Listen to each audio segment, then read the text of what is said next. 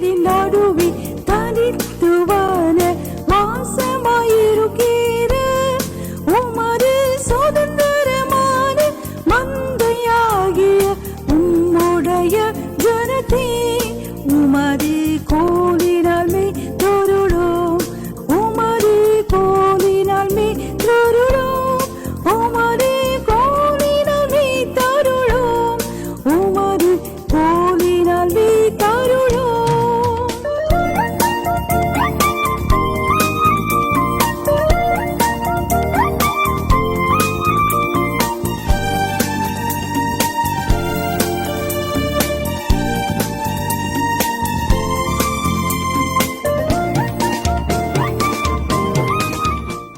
She also spoke concerning him, not about him, concerning him. She also spoke concerning him. கடந்த ஒரு வாரத்துக்கு மேலாக இதை தியானிக்க இப்படி ஒரு வேத பகுதியை ஒருவேளை இதுவரைக்கும் நான் தியானிக்காமல் இருந்துட்டேனோ அப்படின்னு ஒரு சின்ன வருத்தம்.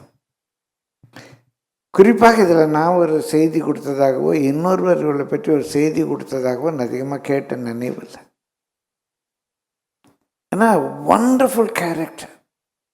பிரியமானவர்களே, லூக்கா 2:22 மோசே பிரமாணத்தின்படியே அவர்களுடைய சுத்திகரிப்பின் நாட்கள் நிறைவேறின போது முதற் பேரான எந்த ஆண் பிள்ளையும் கர்த்தருக்கு பரிசுத்தமானது எனப்படும் என்று கர்த்தருடைய நியாயப்பிரமாணத்தில் எழுதியிருக்கிறபடி அவரை கர்த்தருக்கென்று ஒப்புக் கொடுக்கவும், கர்த்தருடைய நியாயப்பிரமாணத்தில் சொல்லியிருக்கிறபடி ஒரு ஜோடு காட்டுப்புறாவையாவது 2 புறா குஞ்சுகளையாவது பலியாக செலுத்தவும் அவரை எருசலேமுக்கு கொண்டு போனார்கள். பிரியமானவர்களே, இப்போ இயேசு பிறந்து 40 நாட்களுக்கு மேலே ஆயிடுச்சு. சரியாக 40 நாளே பரப்பிட்டுருக்க மாட்டாங்க. அப்புறம் பெத்லஹேம்லேருந்து மலை இறங்கி வரணும் எருசலேமுக்கு. இப்போ இயேசு கிறிஸ்துக்கு ஒரு குறைந்தது 2 மாத குழந்தைன்னு வச்சுக்கலாம். இயேசு கிறிஸ்து ஒரு 2 மாத குழந்தை. அவரை தேவாலயத்துக்கு கூப்பிட்டு வராங்க. 2 பர்பஸ். ஒன்று, அந்த குழந்தைய கர்த்தருக்கென்று ஒப்பு கொடுக்கணும். மூத்த குழந்தை கர்த்தருக்குரியது, அதை கர்த்தருக்கென்று ஒப்பு கொடுக்கணும். அது அவங்களுடைய ஒரு பிரமாணம். இந்த குழந்தைய கர்த்தருக்கென்று ஒப்பு கொடுக்கணும். அதே போல் அவளுடைய சுத்திகரிப்பு நாட்கள், ஒரு ஆண் குழந்தை பிறந்த சுத்திகரிப்பு நாட்கள் 40 நாட்கள். அந்த 40 நாட்கள் முடிந்த பிறகு அவன் கர்த்தருக்கென்று தேவாலயத்தில் போய் பலி செலுத்து. இவங்க எவ்வளோ தூரத்திலிருந்து, நாசரேத்திலிருந்து இப்போ பெத்லஹேம் பக்கத்தில் தான் எருசலேம். பெத்லஹேம் வந்திருக்காங்க. வீட்டுக்கு போகும்போதுனால இந்த பலியையும் செலுத்திட்டு, ஏன்னா ஊர்லேருந்து வந்து இதுக்காக பலி செலுத்த முடியாது, இந்த பலியும் செலுத்திட்டு பிள்ளையும், ஆண்டவரே இந்த பிள்ளை உமக்கு ஒப்பு கொடுக்குறோம் அப்படின்னு பிள்ளைய ஒப்பு கொடுத்து ஒரு ஜெபம் பண்ணிட்டு போகலாம் அப்படின்னு சொல்லிட்டு அவங்க தேவாலயத்துக்கு வர்றாங்க. 25ஆம் வசனத்திலிருந்து 35ஆம் வசனம் மட்டுமாக அங்கே சிமியோன்னு ஒருத்தர் இருக்கார் தேவாலயத்தில். அவருக்கு மனசில் ஒரு ஏவுதல் வருது, இந்த பிள்ளை இதான் இந்த வரப்போகிற ரட்சகர் அப்படின்னு சொல்லி ஒரு ஏவுதல் வருது. உடனே இது அந்த அவர் மனசில் சொல்ல, இப்படி ஒரு பிள்ளை வரும் வரும் வரும்னு ஏதோ ஒரு ஏவுதலில் காத்திருக்கார் சாகாமல். ஒருத்தர் அந்த பிள்ளையை பார்த்து தான் நான் சாகணும், ஒரு வயசானவராக இருப்பார். இந்த பிள்ளையை பார்த்து தான் சாகணும், இந்த பிள்ளையை பார்த்து தான் சாகணும்னு ஆசையாக இருக்கார். எத்தனையோ பிள்ளைங்க வந்து போகுது, இந்த பிள்ளையை பார்த்தோன்னா அவருக்குள்ள ஒரு ஏவுதல், இந்த பிள்ளை தான் அந்த பிள்ளை, இப்போ இந்த பிள்ளையை பார்த்துட்டேன், இனி நான் சமாதானத்தோடு சாகலாம் அப்படின்னு சொல்லி வந்து அந்த பிள்ளையை கரத்தில் ஏந்தி அவர் கர்த்தரை துதிக்கிறாரு, கர்த்தரை ஸ்தோத்தரிக்கிறார். சிமியோனை பற்றிலாம் நிறைய பேர் பார்த்துருக்கோம். இந்த சிமியோனுடைய பேரெல்லாம் நிறைய பேர் வைப்பாங்க. சரி, இருக்கட்டும். இப்போ அவர் துதித்து ஸ்தோத்தரித்து முடிந்த உடனே 36ஆம் வசனத்திலிருந்து ஒருத்தரை பற்றி வாசிக்கிறோம். 36லேருந்து வாசிங்க. ஆசேருடைய கோத்திரத்தாலும் பானுவேலின் குமாரத்தியுமாகிய அன்னாள் என்னும் ஒரு தீர்க்கதரிசி இருந்தால், அவள் கன்னி பிராயத்தில் விவாகமானது முதல் 7 வருஷம் புருஷனுடனே வாழ்ந்தவளும் அதிக வயது சென்றவளுமாயிருந்தாள். ஏறக்குறைய 84 வயதுள்ள அந்த விதவை தேவாலயத்தை விட்டு நீங்காமல் இரவும் பகலும் உபவாசித்து ஜெபம் பண்ணி ஆராதனை செய்து கொண்டிருந்தாள். அவளும் அந்நேரத்திலே வந்து நின்று கர்த்தரை புகழ்ந்து எருசலேமிலே மீட்புண்டாக காத்திருந்த யாவருக்கும் அவரை குறித்து பேசினார். எருசலேமிலே மீட்புண்டாக காத்திருந்த யாவருக்கும் அவரை குறித்து பேசினாள். அவளும் அந்நேரத்திலே வந்து நின்று கர்த்தரை புகழ்ந்து எருசலேமிலே மீட்புண்டாக காத்திருந்த யாவருக்கும் அவரை குறித்து பேசினாள். அடியோட சொல்றேன். A very, very, very, very special character in the Bible. ஆண்டவர் இந்த நாட்களே தான் அவளை நினைவுகூற எனக்கு உதவி செய்தாரே, என்னை தாழ்த்தி கர்த்தரை ஸ்தோத்திரிக்கிறேன். ஏன் அவ்வளோ ஸ்பெஷல் கேரக்டர்னு சொல்கிறேன்னா, லூக்கா 1ஆம் அதிகாரம் 2ஆம் அதிகாரம், இந்த 2 அதிகாரங்கள்லையும் இயேசு கிறிஸ்துடைய நேட்டிவிட்டி, பிறப்பு. அதுக்கப்புறம் அவங்க நாசரேத்து போகிறாங்க. அதுக்கப்புறம் அவருடைய பேப்டிசம் ஊழியம் அதான் ஆரம்பிக்கணும். இடையில ஒரு முறை கோயிலுக்கு தேவாலயத்துக்கு போயிட்டு வந்த ஒரு சங்கதி இருக்குது. இந்த பிறப்பினுடைய செய்தி இந்த அன்னாளோட முடிவடையுது. அதுக்கப்புறம் அவங்க வீட்டுக்கு போயிட்டாங்க, பிள்ளை வளர்ந்ததுன்னு இருக்கு. இந்த பிறப்பின் செய்தியை நான் பார்க்கும்போது, பிரியமானவர்களே, கர்த்தருடைய பரிசுத்த நாமத்துக்கு மகிமை உண்டாவதாக. There is a sextet names given. A sextet, what do I mean by a sextet name? குறிப்பாக ஒரு 6 பேருடைய பேர் மாத்திரம்தான் அவருடைய பிறப்போடு கனெக்ட் ஆகி இருக்கு. ஒன்று மரியாள் யோசேப்பு, 2 பேருக்கும் அவரை பற்றி ஒரு அஷ்டநதீன மக்கள் அவங்க 2 பேருக்கும் அவரை பற்றி ஒரு வெளிப்பாடு வருது. மரியாள் ஆண்டவர் பேசுகிறார், இப்படி தேவாவினால ஒன்றில் ஒரு குழந்தை உருவாகுங்கிறார். யோசேப்பிட்ட தேவனை பேசுகிறார், யோசேப்பிட்டையும் தேவன் பேசுகிறார். பிரியமானவர்களை, கர்த்தருடைய பரிசுத்த நாமத்துக்கு மகிமை. அங்கே 2 பேரும் அங்கே கொடுக்கப்பட்டிருக்கு. இப்படி ஒன்றுக்கு அவங்க மனைவர் கற்பதாக ஒரு குமாரனை பெறுவாள், அவளுக்கு இயேசுன்னு பேரிடுவாய், ஒரு ரெவலேஷன் கிடைக்கும். அதுக்கப்புறம் இயேசு கிறிஸ்துவை குறித்து ரெவலேஷன் கிடைச்சி பேர் குறிக்கப்பட்ட 2 பேர் சகரியா, எலிசபெத். சகரியாவுக்கு அந்த வெளிப்பாடு கிடைக்கும், உன்னதத்திலிருந்து தோன்றும் அருணோயந்தையை நம்ம சந்திக்கும். எலிசபெத்துக்கும் ஒரு வெளிப்பாடு கிடைக்கும். மரியாதை பார்க்கும்போது அவர் சொல்றார், அந்த அம்மா அந்த வெளிப்பாட்டை சொல்றார். அதுக்கு பிறகு கிட்டத்தட்ட ஒரு 40-50 நாள் கழிச்சு 2 பேருக்கு இயேசுவை பற்றி வெளிப்பாடு கிடைத்தது. சிமியோனுக்கும் அன்னாளுக்கும். அந்த 6 பேர் தான் அங்கே குறிக்கப்பட்டிருக்கு. அதில் பிரியமானவர்களே, the last but not the least is ஆனா. கரங்களை தட்டி கர்த்தரை ஸ்தோத்திரிப்போமா. இவங்க 6 பேர் தான் குறிக்கப்பட்டிருக்கு. மேய்ப்பர்களுக்கு தேவ தூதர்கள் வந்து சொன்னாங்க. இதற்கு பின்னால ஒரு நட்சத்திரத்தை பார்த்து அங்கே ஞானிகள் வந்தாங்க. ஆனால் முழுமையாக ஒரு பரிசுத்த ஆவியினால வெளிப்பாடு பெற்றதாக குறிக்கப்பட்ட 6 பேரில் ஒருத்தி அண்ணாங்கிறத நான் கடந்த நாளில் தான் ரொம்ப யோசிச்சுட்டு இருந்தேன். ஏன் இந்த பேர் இவ்வளோ முக்கியமானவன்? இன்னும் அவங்கள பற்றி வாசிக்க ரொம்ப ஆச்சரியமாக இருக்குது. 36ஆம் வசனம் வாசியுங்கள். ஆசேருடைய கோத்திரத்தாலும் பானுவேலின் குமாரத்தியுமாகிய அன்னாள் என்னும் ஒரு தீர்க்கதரிசி இருந்தால், அவள் கன்னி பிராயத்தில் விவாகமானது முதல் 7 வருஷம் புருஷனுடனே வாழ்ந்தவளும் அதிக வயது சென்றவளுமாயிருந்தாள். இவ்வளவு டிஸ்கிரிப்ஷன் மரியாதை பற்றி கொடுக்கல, யோசேப்பை பற்றி கொடுக்கல, சிமியோனை பற்றி கொடுக்கல. இங்க சொல்லியிருக்கு, முதல்ல எடுத்தோடனே அவள் ஆசேர் கோத்திரத்தை சேர்ந்தவள். ஏன்னு அதை எழுதுறார். புதிய ஏற்பாட்டில் எனக்கு தெரிந்த மட்டும், பழைய ஏற்பாட்டையும் சேர்த்து, ஒரு பெண்ணுடைய பெயரை சொல்லும்போது அவளுடைய கோத்திரத்தின் பெயரை சேர்த்து சொல்லி நான் ரொம்ப பார்த்ததில்லை. என் நினைவே வரல, யோசித்து பார்த்தேன். இப்போ மரியாதை பற்றி சொல்லும்போதோ, எலிசபெத்தை பற்றி சொல்லும்போதோ, இல்லை பின்னால் வர்ற ஸ்திரீகளை பற்றி சொல்லும்போதோ, இவங்க இந்த கோத்திரத்தை சேர்ந்தவங்கன்னு சொல்லலை. இந்த ஒரே ஒரு எனக்கு தெரிந்த மட்டும், அதுவும் குறிப்பாக புதிய ஏற்பாட்டில் இந்த ஒரு பெண்ணை பற்றி சொல்லும்போது மாத்திரம்தான் ஆவியானவர் அவருடைய கோத்திரத்தை அங்கே அட்டாச் பண்ணுறார். ஆசேர் கோத்திரத்தை சேர்ந்தவள் அப்படிங்கிறார். ஆசேருங்கிறவன் யாக்கோபுக்கு 8வது பையன். அவன் லேயாளுடைய ஹேண்ட்மெய்டு, அவளுடைய வேலைக்கார பெண் சில்பா, அவங்களுக்கு பிறந்தவன். அங்கே அந்த ஆசேருங்கிற பெயர் வரும்போது ரொம்ப ஆச்சரியமாக இருந்தது. ஏன் இந்த பேர் அங்கே சொல்லியிருக்காருன்னா, நான் யோசித்தது ஆசேர் என்றால் பிளஸ்ஸர். அவை தமிழ் இப்படி யோசிக்கலாம். அண்ணா யார் தெரியுமா? பிளஸ்ஸட் கோத்திரத்தை சேர்ந்தவன். கரங்களை தட்டி கத்தரை ஸ்தோத்திரிப்போமா. அண்ணா யாரு? பிளஸ்ஸட் கோத்திரத்தை சேர்ந்தவங்க. ஆசேர் கோத்திரங்கிறத நம்ம சாதாரண தமிழில் சொன்னால் ஆசீர்வதிக்கப்பட்ட கோத்திரத்தை சேர்ந்தவள். ஆசேர் என்றால் blessed are happy are enviably happy. சரியான deep meaning. She belonged to the tribe of enviably happiness. இன்னொரு தடவை கூட கரங்களை திட்டி கத்தரி ஸ்தோத்திரி. நான் ரசித்து படித்தேன். அவ ஆசேருடைய கோத்திரத்தை சேர்ந்தவன். அதோட விட்டா போதாது, அவங்க அப்பா பேரை சொல்லியிருக்கு. அவங்க அப்பா பேரை சொல்லியிருக்கு. பானுவேலின் குமாரத்தி அப்படின்ட்டு.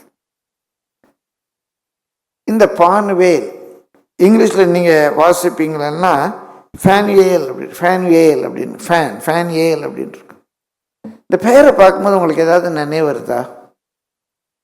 ஃபேன்யேல் அப்படிங்கிற பெயரை பார்க்கும்போது, ஃபேன்வேல் அப்படிங்கிறது பெனியேலுடைய கிரேக்க உச்சரிப்பு. பெனியேல் அப்படின்னா உங்களுக்கு என்ன சம்பவம் நினைவு வருது? யாக்கோபு அங்கே தேவனோடு கூட போராடி என்னை ஆசீர்வதியும் அப்படின்னு போராடி அந்த மலையில் ஜெபிக்கிறான். ஆண்டவர் அங்கே அவனை ஆசீர்வதித்து அவன் பெயரை மாற்றுறாரு. பிரியமானவர்கள், யாக்கோபு என்று அவனுடைய பெயரை இஸ்ரேல் என்று மாற்றுறாரு. அப்போ யாக்கோபு அந்த மலைக்கு பெயர் வைக்கிறான் பெனியேல். பெனியேல் என்றால் கர்த்தருடைய முகம், கர்த்தருடைய முகமுகமாய் தரிசித்தேன். அப்போ இவ யாரு? அந்த பெயரை விட்டுட்டு நம்ம சாதாரண ஆங்கிலத்தில் தமிழில் பார்த்தா இந்த அண்ணா blessed women who have seen the face of God, தேவனுடைய முகத்தை பார்த்தவளின் குமாரத்தி. கரங்களை தட்டி கர்த்தரை ஸ்தோத்திரிப்போமா. அதை குறிச்சதுக்கு யாரு? தேவனுடைய முகத்தை பார்த்தவரின் குமாரத்தி ஆகிய ஆசீர்வாத கோத்திரத்தை சேர்ந்தவள். அப்படி தமிழ் வாசித்து பாருங்க. சரி, அண்ணாங்கிறோம். அண்ணாங்கிற பேரினுடைய பொருள் ஹேனா, அண்ணா. அண்ணாங்கிற சொல்லினுடைய பொருள் கிருபை. இப்போ இந்த சென்டென்ஸ் அழகா பாருங்க. யாரு? ஆசீர்வதிக்கப்பட்ட தேவனுடைய முகத்தை பார்த்த கிருபை பெற்ற குமாரத்தி அன்னாள். மரியாதை பார்த்தா தேவதூதன் சொல்லுவான், கிருபை பெற்றவளே வாழ்க. இந்த மூன்றுமே அங்கே அவளுக்கு கொடுக்கப்பட்டு ஏதோ ஒரு ஸ்திரீ வந்தான்னு சொல்லலாம். அந்த மேய்ப்பர்கள் வந்து பார்த்தாங்க. அந்த மேய்ப்பர்கள் ஒரு பேராவது கொடுத்துருக்கா? கொடுக்கல. பிரியமான சத்திரத்தில் இடம் இல்லைன்னு ஒருத்தன் சொன்னான். அவன் பேர் கொடுத்துருக்கா? கொடுக்கல. முன்னணியில் தங்குங்கன்னு இடம் கொடுத்தாங்க. அவங்க பேர் கொடுத்துருக்கா? கொடுக்கல. ஞானிகள் சிலர் வந்து இயேசு ஒரு 2 வயது பாலகன் அவர் பிள்ளையாண்டனா இருக்கும்போது பார்த்தாங்களா? அவங்க பேர் கொடுத்துருக்கா? கொடுக்கல. ஆனால் இவ பேர் கொடுத்தது மாத்திரமல்ல, சிமியோனுக்கு கூட இப்படிப்பட்ட ஒரு விளக்கம் கொடுக்கவில்லை. இந்த அண்ணாவுக்கு அவ்வளோ பெரிய விளக்கம் கொடுத்திருக்கிறா. இவள் ஆசீர்வதிக்கப்பட்ட கோத்திரத்தை சேர்ந்த தேவனுடைய முகத்தை பார்த்தவளின் குமாரத்தி ஆகிய கிருபை பெற்றவள். அவள் அந்த நேரத்தில் அங்கே வந்து நிற்கிறான். இன்னும் கூட அவளை பற்றி ஒரு டெஃபினிஷன் கொடுத்துருக்கு. அவள் ப்ராஃபட்டஸ், ஒரு தீர்க்கதரிசி. பிரியமானவர்களே, ஒரு பெண் தீர்க்கதரிசியாக புதிய ஏற்பாட்டில் அறியப்பட்டிருக்கிறார். ஆனால் என்ன தீர்க்க தரிசனம் சொன்னாங்கன்னு சொல்லலை. இவளை குறித்து விசாரித்து பின்னால் இந்த நிருபத்தை தியோஃபிலஸுக்கு லூக்கா எழுதும்போது அங்கே ஒரு பொம்பளை இருந்தா அப்படின்னு எழுதலை. இன்னும் அவளுக்கு கொடுக்கப்பட்ட விளக்கம் she was a prophetess. she was a prophetess. அவள் ஒரு தீர்க்கதரிசி. அவள் ஒரு தீர்க்கதரிசி. கர்த்தருடைய பரிசுத்த நாமத்துக்கு தீர்க்கமாக காரியங்களை தரிசித்து சொல்லுகிறார். தேவனுக்காக பேசுகிறார். ப்ராஃபட் என்ற சொல்லினுடைய பொருள் ஸ்பீக் ஃபார்னு அர்த்தம். அவ்வளோதான். ப்ராஃபஸை, ஸ்பீக் ஃபார். யாருக்காக பேசுகிறோம்? தேவனுக்காக பேசுகிறோம். அதுதான் ப்ராஃபட். பெண்ணாக இருக்கனால ப்ராஃபட்டஸ். அவள் ஒரு தீர்க்கதரிசி என்று சொல்லியிருக்கு. இன்னும் தொடர்ந்து அவளை பற்றி வாசிக்கிறோம். 36ஆம் வசனம் 2வது பகுதி. அவள் கன்னி பிரயாயத்தில் விவாகமானது முதல் 7 வருஷம் புருஷனுடனே வாழ்ந்தவளும் அதிக வயது சென்றவளுமாயிருந்தாள்.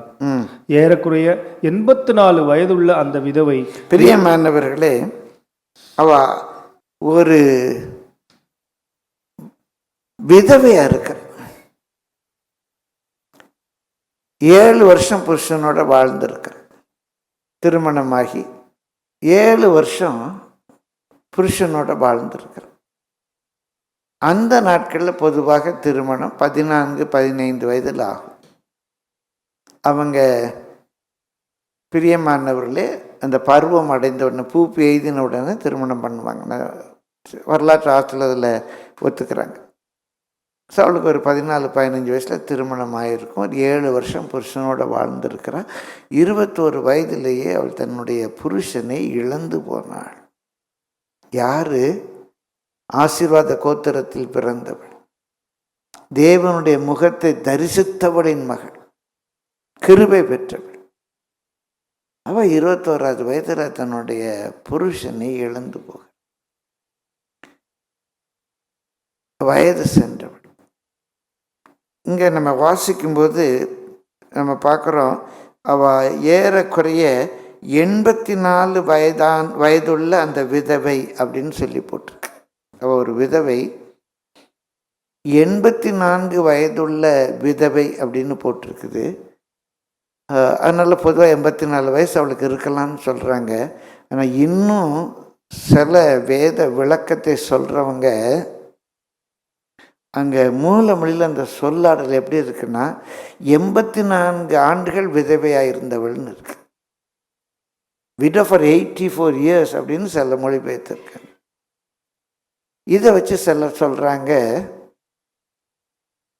அவள் 14 வயசில் கல்யாணம் ஆச்சு, 7 வருஷம் புருஷனோட வாழ்ந்தா, சரி 21 வயசும். இப்போ ஒரு 84 வருஷம் அவள் விதவையாக இருக்கான்னா அவளுக்கு 105 வயசு இருக்கும் அப்படிங்கிறாங்க. சரி, 105 வயசோ 84 வயசோ. சில இல்லை அவளுக்கு இப்போ தான் 84 இயர்ஸ். சிலத்தெல்லாம் இல்லை அவளுக்கு இன்னும் 105 இருக்கும். எப்படியானாலும் மிகவும் வயது சென்றவள், மிகவும் வயது சென்றவள். பிரியமானவர்களே, அவள் உங்களை பற்றி வாசிக்கிறோம். அந்த விதவையானதிலிருந்து அவள் எருசலேமுக்கு வர. புருஷன் இறந்து போனான். அப்போ அவருக்கு 20 வயசு இருக்கலாம். இந்த ஆசேர் கோத்திரம், இதெல்லாம் நான் உட்காந்து படித்தேன், நான் பார்த்தேன், யோசித்து பார்த்தேன். ஆசேர் கோத்திரம் எங்கே இருந்துச்சு? ஏன்னா இங்கே இருந்தவங்கெல்லாம் யூதர்கள். யூதா பென்யமீன் கோத்திரத்தை சேர்ந்தவங்க தான் தெற்க இருந்தாங்க. ஆசேர் கோத்திரத்துக்கு நீங்கள் யோசுவாவில் போய் அவங்களுக்கு கிடைச்ச இடம் எதுன்னு பார்த்தீங்கன்னா பாலஸ்தீனத்தில் வடகோடி, நாசரத்தெல்லாம் தாண்டி, அதான் வடக்கு ஆசேர் கோத்திரம். இவன் எப்படி எருசலேமுக்கு வந்தா? இல்லை முதல்ல அவங்க எருசலேமில் தான் இருந்தாங்களா? இல்லை கணவன் இறந்த பிறகு நான் தேவ சமூகத்துக்கு போகிறேன் அப்படின்னு வந்துட்டாளா? எருசலேமுக்கு ஆசேர் கோத்திரத்தை சேர்ந்தவங்க ஏன் வந்தாங்க? ஆசேர் கோத்திரத்தை சேர்ந்த யாரை பற்றியுமே நம்ம எதுவுமே படிக்கலை. அது வந்து ஒரு பெரிய யூதா கோத்திரம், இல்லைன்னா பென்யமீன் கோத்திரம், ஒரு எப்ராயிம், மனாசே, அப்படி ஒரு ஃபேமஸான கோத்திரம் இல்லை. எப்படி எருசலேமுக்கு வந்தா தெரியலை. அவளுக்கு பிள்ளைகள் இருந்துச்சா தெரியலை. ஆனால் தான் ஊரை விட்டு அந்த உபத்திரவத்தின் மத்தியிலேயும் தேவ சமூகத்தை தேடி, அன்றைக்கு தேவ சமூகங்கிற தேவாலயம். அப்புறம்தான் இயேசு காலத்துக்கு பிறகு அவர் எங்கேயும் தொழுது கொள்கிற காலம் வந்து, எங்கேயும் தொழுது கொள்ளலாம் என்றால் எங்கே இருந்தாலும் தொழுது கொள்ளலாம் என்றால், உங்களுக்காக குறிக்கப்பட்ட இடத்துல எருசலேமுக்கு தான் போக வேண்டும் என்றல்ல, உங்களுக்காக குறிக்கப்பட்ட இடத்துக்கு நீங்கள் போக வேண்டும். பிரியமானவர்களே, இதெல்லாம் எனக்கு புதுசாக இருக்கு. எப்படி அவள் எருசலேமுக்கு வந்தாள்? அந்த ஒரு சஃபரிங் மத்தியிலையும் வேதனையின் மத்தியிலையும் அவளை குறித்து வாசிக்கிறோம். தேவாலயத்தை விட்டு நீங்காமல் இரவும் பகலும் உபவாசித்து ஜெபம் பண்ணி ஆராதனை செய்து கொண்டிருந்தால் 84 ஆண்டுகளாக. இவ்வளவோ நெருக்கத்தின் மத்தியில் ஏன் என்ற கேள்விக்கு பதில் கிடையாது. ஏன் 7 வயசில் உன் புருஷன் இறந்தான் அவளுக்கு சொல்ல தெரியாது. அவள் குழந்தை இருந்துச்சா இல்லையா தெரியாது. எல்லா நெருக்கத்தின் மத்தியில் தேவனை நம்பி என்ன பிரயோஜனம்? இந்த தேவனை நம்பி என்ன பிரயோஜனம்? ஜெபிச்சு எனக்கு என்ன பிரயோஜனம்? என் 21 வயசில் என் புருஷன் இறந்து போயிட்டானே அப்படின்னு அவள் அழுது கொண்டிராமல், தன்னுடைய எல்லா எதிர்மாறான சூழ்நிலையிலேயும் அவள் தேவாலயத்தை விட்டு பிரியாமல், அந்த தேவனை விட்டு பிரியாமல், அந்த தேவ சமூகத்தில் இருந்து இரவும் பகலும், நைட் அண்ட் டேன்னு பார்க்கல, இரவும் பகலும் ஜெபம் பண்ணி அநேக நாட்கள் உபவாசத்தில் இருந்து பிரியமானவர்கள் தேவனை ஆராதித்து கொண்டே இருக்கிறார். இவ்வளோ அருமையான அவளை குறித்து அந்த வேத பகுதியில் எனக்கு கிடைத்த ஒரு 7 காரியங்களை நான் சுருக்கமாக உங்களுக்கு சொல்லுகிறேன். நம்பர் 1, அவள் எருசலேமுக்கு வந்தவள்.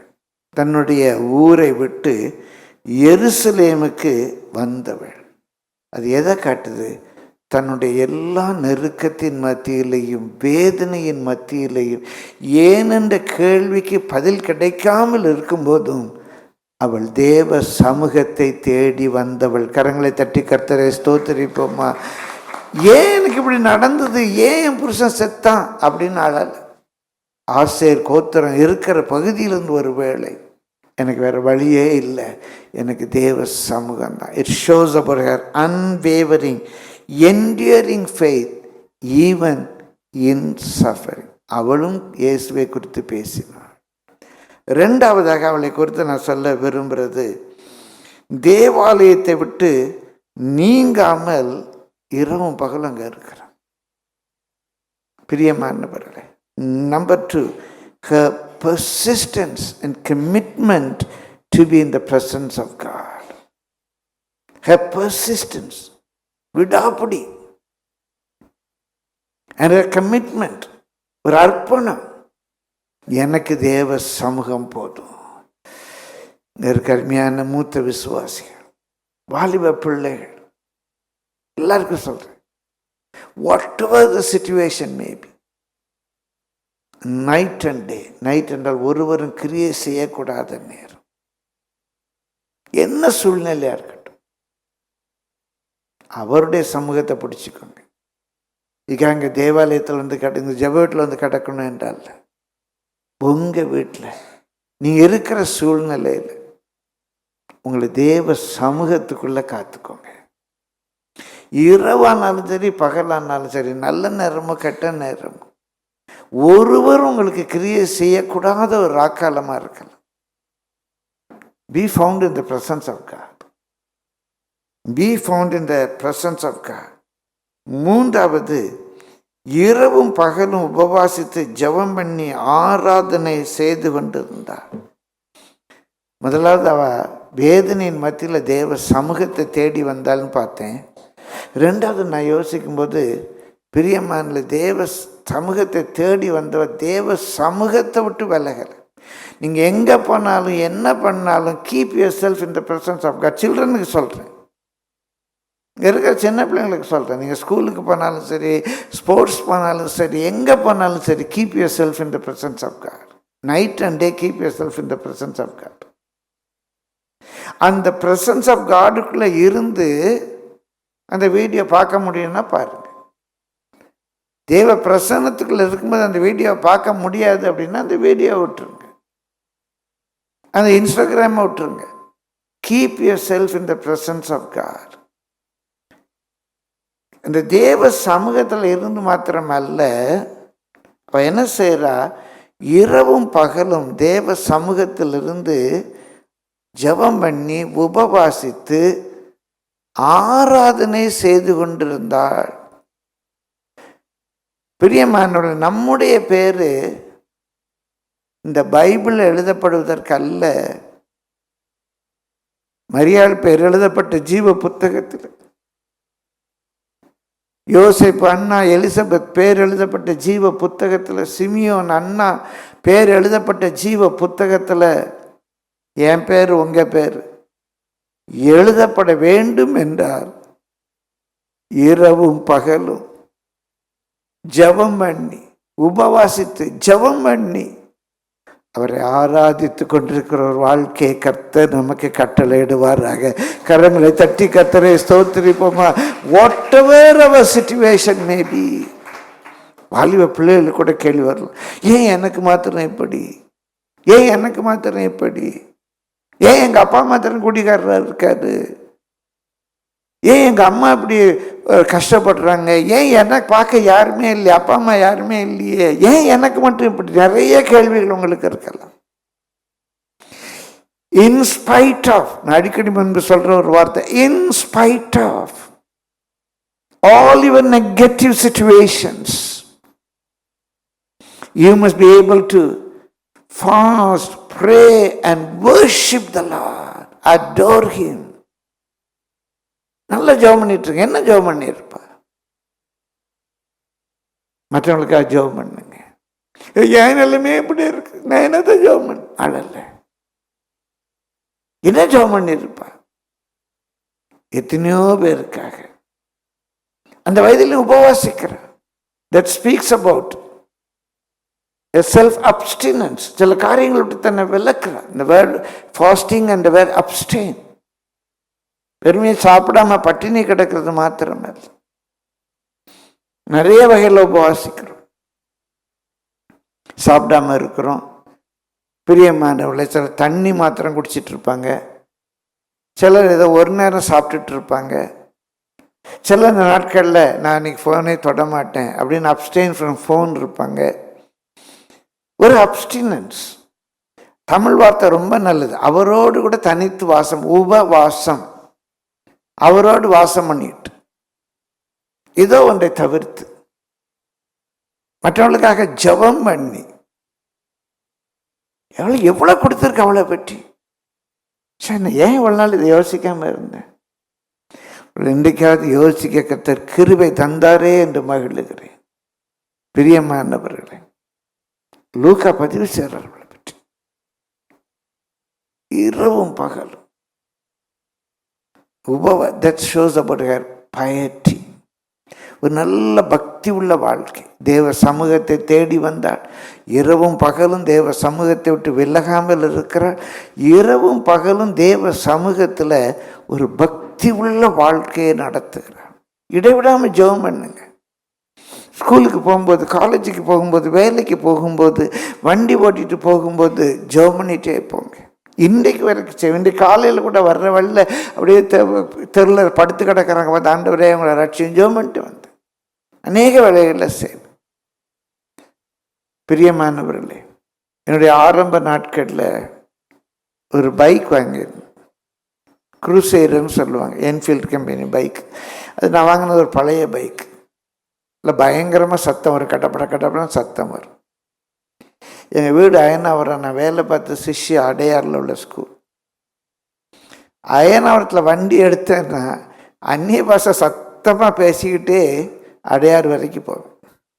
ஏன்னா இந்த சத்தத்தில் வெளியே கேட்காது. என் பைக் அப்படி நல்ல பைக், கட்டா புட்டாங்க அந்நிய பாஷை பேசிக்கிட்டே போவேன். ரொம்ப நல்லா இருக்கும். இடைவிடாமல் ஜெபம் பண்ணுங்க. உங்கள் ஃப்ரெண்ட்ஸுக்காக ஜெபம் பண்ணுங்க, உங்கள் ரிலேட்டிவ்ஸுக்காக ஜெபம் பண்ணுங்க, இன்னும் உங்கள் முகம் அறியாதவர்களுக்காக ஜெபம் பண்ணுங்க. அப்படியே நான் சினிமா கொட்டியை கிராஸ் பண்ண அந்த நாட்டில் தியேட்டர்லாம் கூட்டமாக இருக்கும். நான் ஒரு சினிமா பைத்தியமாக இருந்தேன். என்ன கர்த்தர் அந்த உளையான சேற்றிலிருந்து தூக்கி எடுத்தார். பிரியமானவர்களே, போகும்போது அந்த தியேட்டருக்கு முன்னால் நிற்கிறவங்களுக்காகலாம் ஜெபம் பண்ணுவேன். ஒரு சம்பவம் நினைவுக்கு வருது. அநேக ஆண்டுகளுக்கு முன்பு ஒரு டென்டல் ட்ரீட்மெண்ட்டுக்காக ஒரு டாக்டர்கிட்ட நம்ம சர்ச் பிலீவர் ஒருத்தவங்க கூப்பிட்டு போயிருந்தாங்க, அவங்க ஃப்ரெண்டுன்னு சொல்லி. அடையாறில் ஒரு ஆஸ்பத்திரி. அது கொஞ்சம் லாங் ப்ராசஸ், கொஞ்சம் பெயின்ஃபுல் ப்ராசஸ். நீங்கள் எல்லாமே இதை செய்யலாம். அன்றைக்கி அந்த ஷேரில் படுத்துட்டு அவர் ட்ரீட்மெண்ட், பயங்கரமான இந்து மார்க்கத்தை சேர்ந்தவர். அந்த ட்ரீட்மெண்ட் டைமில் அப்படியே படுத்துட்டு வேறு என்ன பண்ணான்னு தெரியல, அவருக்காக ஜோம் பண்ணிகிட்டே இருந்தேன். ஆண்டவரே ரட்சி, ஆண்டவரேவிட்ட கொண்டு வந்து ரட்சி ஆண்டவர், ரட்சி ஆண்டு, ரட்சி ஆண்டுன்னு ஜெபிச்சுட்டே இருந்தேன். பிரியமானவர்களே, அவங்க மனைவி குடும்பமாக ரட்சிக்கப்பட்டு அவங்களுக்கு ஞானஸ்நானம் கொடுத்து நம்ம சபையிலே அவங்க உறுப்பினர் இருந்து இப்போ அவங்க வெளியூருக்கு பெங்களூர் பண்ணாங்க. இப்போ அவங்க ஹைதராபாத்தில் இருக்காங்கன்னு நினைக்கிறேன். பிரியமானவர்களே, ரொம்ப ஒரு ஆச்சரியமான ஒரு நிகழ்ச்சி. அந்த டாக்டர் குடும்பம் ரட்சிக்கப்பட்டு சபைக்கு வந்தேன். நீங்கள் ட்ரீட்மெண்ட்டில் இருக்கும்போது கூட ஜெபிக்கலாம். இன்ன வரைக்கும் நான் சார் எனக்கு ஆஞ்சியோபிளாஸ்டி பண்ணும்போது அந்த டாக்டருக்காக ஜெபிச்சுக்கிட்டு இருந்தேன். ஒரு நாள் அவங்களையும் நான் சந்திப்பேன். இடைவிடாமல் நான் என்னை பெருமைக்காக சொல்ல, உங்களை எப்படியெல்லாம் ஜெபிக்கலாங்கிறதுக்காக சொல்கிறேன். எல்லா சூழ்நிலையும் நீங்கள் ப்ரே பண்ணிட்டே இருக்கலாம். கர்த்தருடைய பரிசுத்த நாமத்துக்கு மகிமை உண்டாவதாக. She was a woman praying always. 38ஆம் வசனத்தில் அவளை குறித்து இன்னும் வாசிக்கிறோம். அவளும் அந்நேரத்திலே வந்து நின்று, அந்நேரத்திலே அவள் வந்து நின்று. யோசித்து பார்த்து எப்படி நடந்திருக்கும்? எப்படி அவள் அந்த நேரம் பார்த்து கரெக்டாக அங்கே வந்தா? இது தற்செயலாக நடந்ததா, இறைச்செயலாக நடந்ததா? கரெக்டாக அந்த நேரத்தில் அங்கே வந்து அவள் நிற்கிறா. அதை அவர் பதிவு செய்கிறார் லூக்கா. அந்த நேரத்தில், அந்த நேரம் பிரியமானவர், அதை குறித்து யோசிக்கும் போது எனக்குள்ளாக கற்றுக் கொடுத்த ஒரு வார்த்தை, அவள் பேரே கிருபை பெற்றவள், அவள் கிருபை பெற்றவள். அந்த கிருபை அவளை வழி நடத்துது. அங்கே தேவாலயத்தில் இருக்கிறா. இங்கே மரியாள் யோசேப்பு குழந்தைய கொண்டு வந்திருக்கிறாங்க. சிமியோன் அங்கே இருக்காரா போயிட்டாரா தெரியாது. சிமியோன் சொன்னனால இவளுக்கு தெரிந்ததுன்னு நான் நினைக்கல. சிமியோன் சொல்லிட்டு போயிருப்பாரு. இவங்க அந்த குழந்தைய கொண்டு வந்திருக்கிற அந்த நேரத்தில் அவள் வந்து நிற்கிறாங்க. நீங்க கர்த்தர்ட்ட ஒப்பு கொடுங்க.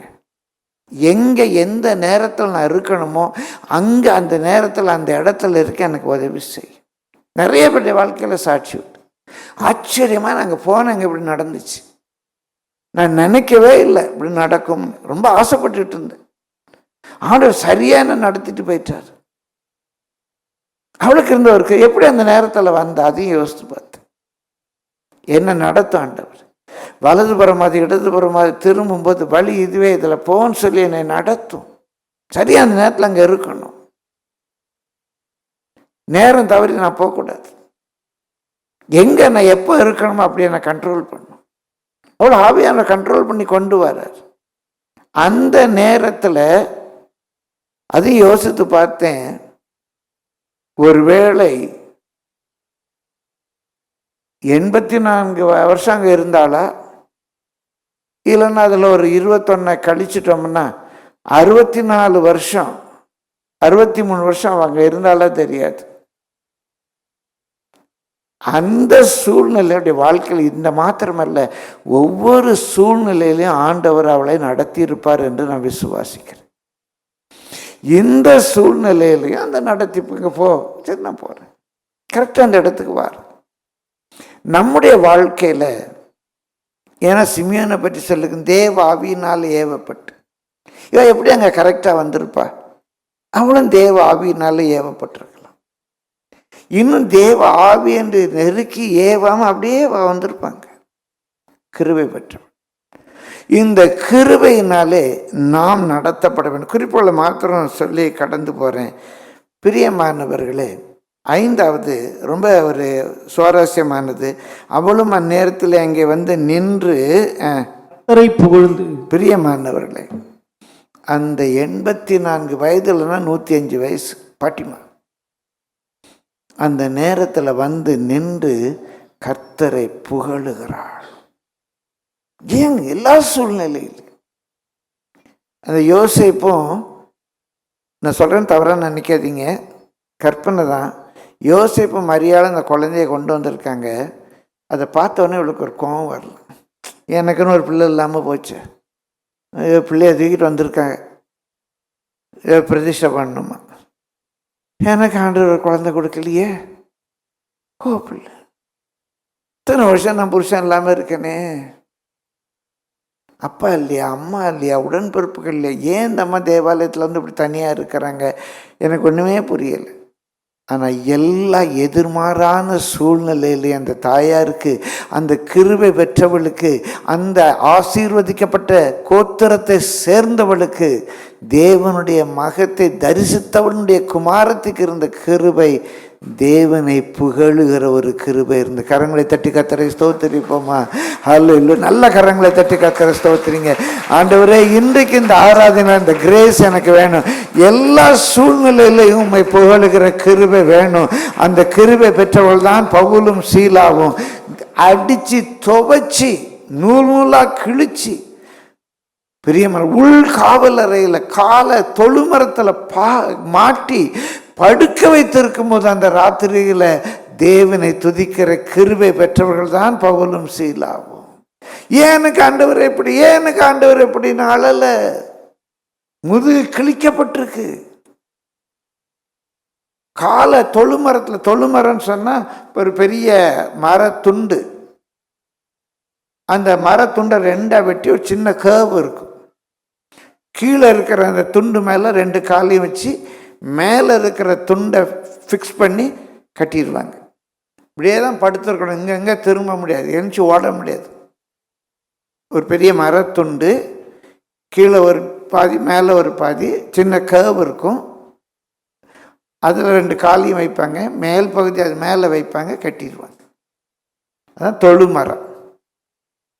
அப்படிப்பட்ட நேரத்திலேயும் கர்த்தரை துதிக்க முடிந்தது. கர்த்தரை துதிக்கும் போது சிறைச்சாலை கதவுகள் திறக்க முடிந்தது. அழுது முறுமுறுத்துட்டு இருக்கு.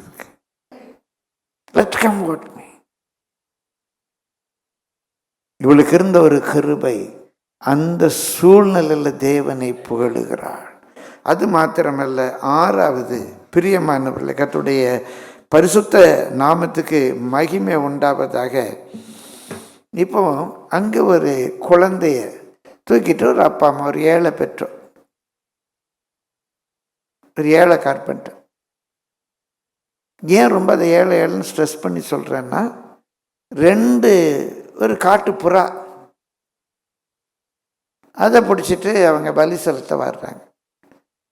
அந்த சுத்திகரிப்பின் நாட்கள் முடிந்து பலி செலுத்தும் போது, உனக்கு வேற ஒரு ஆழோ ஏதோ பலி செலுத்த வழி இல்லை, வக்கு இல்லை, வகை இல்லை அப்படின்னா, குறைந்தபட்சம் 2 காட்டுப்புறாவையாவது கொண்டு பலி செலுத்துன்னு சொல்லியிருக்கு.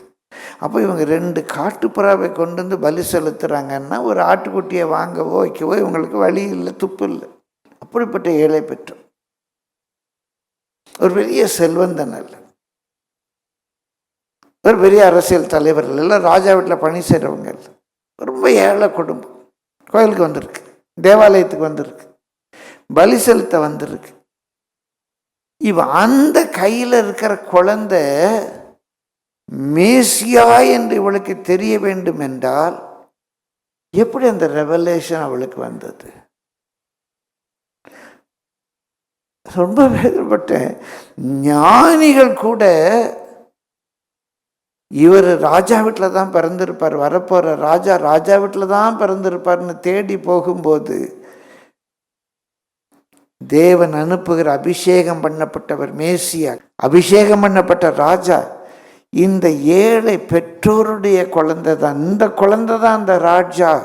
இவா தான் நம்மளெல்லாம் இஸ்ரவேலுடைய உபத்திரவத்தில் மீட்க போகிறவர் என்ற என்னால் கற்பனையே பண்ண முடியலை. ஒரு குழந்தைய தூக்கிட்டு வர்றாங்க. இந்த குழந்தை தான் வரப்போகிற ராஜா, தேவனால் அபிஷேகம் பண்ணப்பட்டவர் என்ற ஒரு ரெவலேஷன் அந்த அம்மாவுக்கு கிடைக்கணும். ஐயோ, நம்மளாம் கிட்டே போக முடியலையே. எத்தனையோ குழந்தைகளை பிரதிஷ்டை பண்ண கொண்டு வர்றீங்க, இவங்க தான் இப்படி வரப்போகிறாங்க, இவங்க தான் இப்படி வரப்போகிறாங்க என்றெல்லாமா சொல்ல முடியுது. ஆனால் அந்த குழந்தையை பார்க்கும்போது அப்படிப்பட்ட ஒரு இறை வெளிப்பாடு பெற்றவள். அந்த ரெவலேஷன் வருது. சரி, இதை விட்டு வெளியே சொல்லு, அப்படின்னு பயப்படல. பிரியமானவர்களே, அந்த வெளிப்பாடை சொல்ல அவளுக்கு தைரியம் இருக்கு. கடைசி ஒன்று சொல்கிறேன், அந்த 38ஆம் வசனம் வாசியுங்கள். அவளும் அந்நேரத்திலே வந்து நின்று அவளும் நேரத்தில் வந்து நின்று கர்த்தரை புகழ்ந்து எருசலேமிலே மீட்புண்டாக காத்திருந்த யாவருக்கும் அவரை குறித்து பேசினாள். இஸ்ரவேலிலே மீட்புண்டாக காத்திருந்த யாவருக்கும் அவரை குறித்து பேசினாள். அப்படின்னா இஸ்ரவேலுக்கு மீட்புண்டாக அங்கே நிறைய பேர் காத்திருந்தாங்களா? இஸ்ரவேலுக்கு மீட்புண்டாக காத்திருந்தவர்கள்னா அங்கே இருந்த அந்த ஜனங்கள், அவங்க எல்லாம் ரொம்ப வேதனைப்படுறாங்க. 3 முனைகளில் அவங்களுக்கு பெரிய தாக்கம். இது ஒரு பெரிய ஸ்டடி சொல்ல நேரம் இல்லை. ஒன்று, ரோமர்கள் அவங்கள ஆள்றாங்க, அடிமைகள் ரோமர்களுக்கு. ஒருத்தனை பார்த்து 1 மைல் தூரம் வா, இங்கே போய் இந்த லெட்டர் அங்கே கொடுத்துட்டு வா, அதில் இந்த சிலுவையை நீ தூக்கிட்டு போய், அவர் தூக்க முடியல, இந்த சிலுவையை நீ தூக்கிட்டு போ அப்படின்னு ஒரு ரோம அதிகாரி சொன்னால் இவங்க என்ன தான் செய்து ஆகணும்? அந்த சிலுவையை தூக்கி தான் ஆகணும். சிரேனி ஊராகிய சீமனை தூக்க வச்சார்ல, வேறு வழியே கிடையாது. அவனை 1 மைல் தூரம் போகணும்னு சொன்னால் இவங்க 2 மைல் தூரம் போக ரெடியாக இருக்கணும், இல்லைன்னா அடி பின்னிடுவாங்க. ரோமர்களால் உள்ள தாக்கம், நிறைய வரி வசூலிக்கிறாங்க. ராயனுக்கு கொடுக்கணும், எப்படா எங்களுக்கு விடுதலை கிடைக்கும்? இன்னொரு பக்கம் இவங்களை ஆளுகிற ஏரோதியருடைய தாக்கம் ஒரு பக்கம். அவங்க ஏதோம் இனத்தை சேர்ந்தவங்க. ஏரோதியர் இவங்களை ஆள்றாங்க. இன்னொரு பக்கம் பரிசேயர், வேதபாரகர், ஜபாலய தலைவர்கள். அவனை ஜபாலயத்தை விட்டு நீக்கிடுவாங்க, ஊரை விட்டு நீக்கிடுவாங்க. பிரியமாள், இப்படி தான் நீ பலி செலுத்தணும், இந்த ஆட்டை தான் பலி செலுத்தணும், இவ்வளோ காசு கொடுத்தான் பலி வாங்கணும். எப்படா அந்த பரிசேயர்கிட்ட இருந்து, இந்த ஏரோதியர்கிட்ட இருந்து, இந்த பிலாத்துட்ட இருந்து எங்களுக்கு எப்படா விடுதலை கிடைக்கும், எங்களுக்கு எப்படா விடுதலை கிடைக்கும்னு சொல்லி அந்த இஸ்ரவேல் ஜனங்கள் தவிச்சுக்கிட்டு இருக்கிறாங்க. இது 1 நாள் அல்ல, 2 நாள் அல்ல, இதனுடைய உண்மையான பொருள் அவளுடைய வாழ்நாள் மட்டும். அங்கே இருக்கிற ஜனங்கள்கிட்ட, இந்த மீட்பு வர காத்திருக்கிறவங்ககிட்ட இயேசுவை பற்றி பேசிகிட்டே இருக்கிறா. சிமியோன் ஒரு நாள் சொல்லிட்டு போயிட்டான். அவன் யார்கிட்டையும் சொன்னான்னு இல்லை, நான் குறைச்சி சொல்லலை. ஆனால் இந்த அம்மா பார்க்குறவங்ககிட்டலாம் பேசிகிட்டு இருக்காங்க. ஏன்னா அங்கே இருக்கிற எல்லாரும், குறிப்பாக எஸ்என்எஸ் என்ற இனத்தை சேர்ந்தவர்கள், எஸ்என்எஸ் என்ற இனத்தை எப்படா நமக்கு மீட்பு கிடைக்கும், எப்படா அந்த பாரம் தொலையும். அதான் இயேசு எருசலேமுக்குள்ள வரும்போது ஓசனா ஓசனான்னு கத்துனாங்க. ஓசனான்னா சேவஸ்னோ, எங்களை இப்படி காப்பாற்று, எங்களை காப்பாற்றுன்னு கத்துனாங்க. இவர் காப்பாற்றலன்னு தெரிஞ்சோன்னு தான் சிலுவையில் அறையும் சொல்லிட்டாங்க. பிரியமான, வெறும் ரோமர் கையிலிருந்து, ஏரோதிய கையிலிருந்து, பரிசேயர் வேதபாருடைய கையிலிருந்து அல்ல, பாவத்தின் பிடியிலிருந்து, சாபத்தின் பிடியிலிருந்து, மரணத்தின் பிடியிலிருந்து நம்மை காப்பாற்றுகிற ஒருவர். அவரை குறித்து நீங்கள் மற்றவங்ககிட்ட பேச வேண்டாமா? நேற்று தேவ சமூகத்தில் உட்கார்ந்துருக்கும் அந்த 7 குறிப்புகள் அவரை குறித்து தியானிக்க கர்த்தர் எனக்கு கிருபை தந்தா. பிரியமானவர்களே, மிக அருமையான ஒரு வேத பாத்திரமாக நான் அவளை பார்க்கிறேன். இந்த நேரத்தில் நம்முடைய வாழ்க்கைக்காக ஒரு 3 காரியங்களை சொல்கிறேன். இங்கே இருக்கிற மூத்த விசுவாசிகள்கிட்ட சொல்கிறேன். உங்களுக்கு 80 வயசா, 84 வயசா, 105 வயசா, நிறைய நெருக்கத்தின் வழியாக போகிறீங்களா? கிட்டத்தட்ட 10 வருஷமா, 15 வருஷமா, 20 வருஷமா இந்த பாடு, இந்த வியாதி, யாருமே உதவிக்கலன்னு கஷ்டப்படுறீங்களா? இல்லை பிரியமானவர்களே, அண்ணாவை கொஞ்சம் போய் தியானிங்க. நீங்களும் அவரை குறித்து பேசிகிட்டே இருங்க. ஆல் ஏஜ், சிறு பிள்ளைகள் இருந்த பெரியவங்க மட்டும் இந்த இயேசுவினால் உள்ள ரட்சிப்பை மற்றவர்களோடு கூட நீங்கள் பேசலாம். 2வது அவளை குறித்து யோசித்தது, நம்முடைய வாழ்க்கையில் வருகிற எதிர்மாறான சூழ்நிலைகள் ஒருபோதும் நம்மை துக்கத்திலே அமிழ்த்தி விடக்கூடாது. துக்கத்தில் அமிழ்த்தி விடக்கூடாது. 3வது, அவருடைய ப்ரெசன்ஸ், அவர் நம்மோடு கூட பேச, அவர் நமக்கு ரெவலேஷன் தர, அவர் நம்மை நடத்த, எல்லா சூழ்நிலையிலும் உங்களை ஒப்பு கொடுங்க. பிரியமானவர், நீங்களும் நானும் என்ன வயதானாலும் சரி, சிறு பிள்ளைகளாக இருந்தாலும் சரி, மற்றவங்ககிட்ட அவரை குறித்து பேசிக்கொண்டே இருப்போம். இது ஒரே ஒரு நாள் அங்கே நின்று 2 பேர்கிட்ட அவர் சொன்னாண்டல், இஸ்ரவேலின் மீட்புண்டா, எப்படா எங்களுக்கு விடுதலை கிடைக்கும் என்று காத்திருந்த எல்லாருக்கும் அவரை குறித்து பேசினாள். நீங்களும் யார் யார் எங்களை இந்த பாவத்திலிருந்து, சாபத்திலிருந்து, தீய பழக்க வழக்கத்திலிருந்து, இந்த கஷ்டத்திலிருந்து, இந்த நெருக்கத்திலிருந்து யார்தான் எங்களை விடுவிப்பார் என்று ஏங்கி கொண்டிருக்கிற எல்லாருக்கும் அவரை குறித்து பேசுங்கள். அவளும் அவரை குறித்து பேசினாள், நீங்களும் அவரை குறித்து பேசுங்கள்.